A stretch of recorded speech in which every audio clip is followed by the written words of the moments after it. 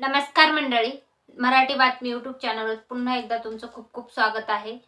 सरपंच संतोष देशमुख हत्या प्रकरणानंतर बीड जिल्ह्यामध्ये जे घडत आहे, तर त्याच्यानंतर बऱ्याचशा राजकारण्यांनी आणि समाजकारण्यांनी मंत्री धनंजय मुंडे यांच्या राजीनाम्याची मागणी केलेली आहे. यासोबतच राष्ट्रवादीच्या खासदार सुप्रिया सुळे यांनीही धनंजय मुंडे यांनी नैतिकतेच्या आधारावर आपल्या पदाचा राजीनामा द्यावा अशी वक्तव्य केलं होतं. तर त्याच्यानंतर आज आपण पाहणार आहोत महाराष्ट्र राज्यापर्यंत मध्ये आतापर्यंत कुठल्या कुठल्या मंत्र्यांनी आणि मुख्यमंत्र्यांनी नैतिकतेच्या आधारावर राजीनामा दिलेला आहे याच्याविषयीची सविस्तर माहिती मी तुम्हाला आजच्या व्हिडिओमधनं देणार आहे.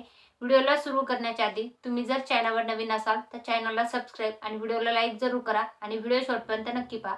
तर नैतिकतेच्या आधारावर राजीनामा दिलेले मुख्यमंत्री आणि मंत्री यांच्या नावाची यादी आणि त्यांना कुठल्या प्रकरणामध्ये या राजीनाम्याला सामना करावा लागला होता याची सविस्तर माहिती या व्हिडिओमधनं मी तुम्हाला देणार आहे.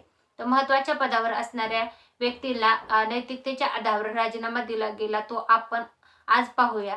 तर रेल्वे अपघात प्रकरणी नैतिकतेची जबाबदारी स्वीकारत भारताचे माजी पंतप्रधान लाल बहादूर शास्त्री यांनी त्यावेळी रेल्वे मंत्रिपदाचा जो आहे तर राजीनामा दिला होता.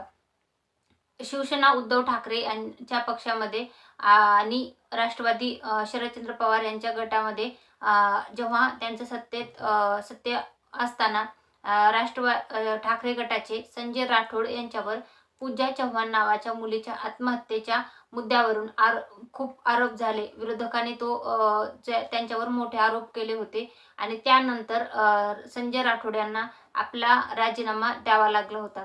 त्यानंतर गृहमंत्री अनिल देशमुख यांच्यावर 100 कोटीच्या वसुलीवर गंभीर आरोप केले म्हणून त्यांचा राजीनामा झाला होता.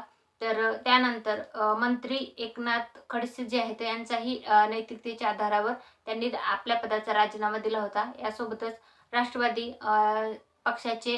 काँग्रेस पक्षाचे अजित पवार यांच्यावर सिंचन घोटाळा प्रकरणी आरोप झाले होते. त्यामुळे अजित पवार यांनी आपल्या पदाचा राजीनामा दिला होता.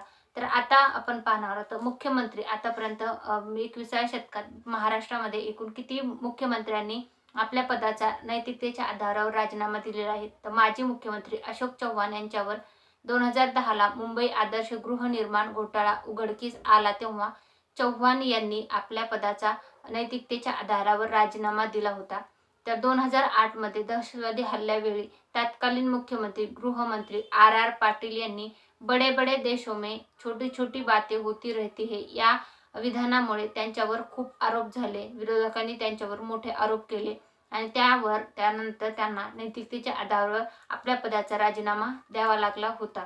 तर ताज हॉटेल येथे झालेल्या हल्ल्याची पाहणी करायला जाताना विलासराव देशमुख जे होते मुख्यमंत्री असताना आपला मुलगा अभिनेता रितेश देशमुख याला सोबत घेऊन गेल्यामुळे त्यांच्यावर आरोप झाले आणि त्यांना त्या आधारावर नैतिकतेच्या आधारावर आपल्या पदाचा राजीनामा द्यावा लागला होता.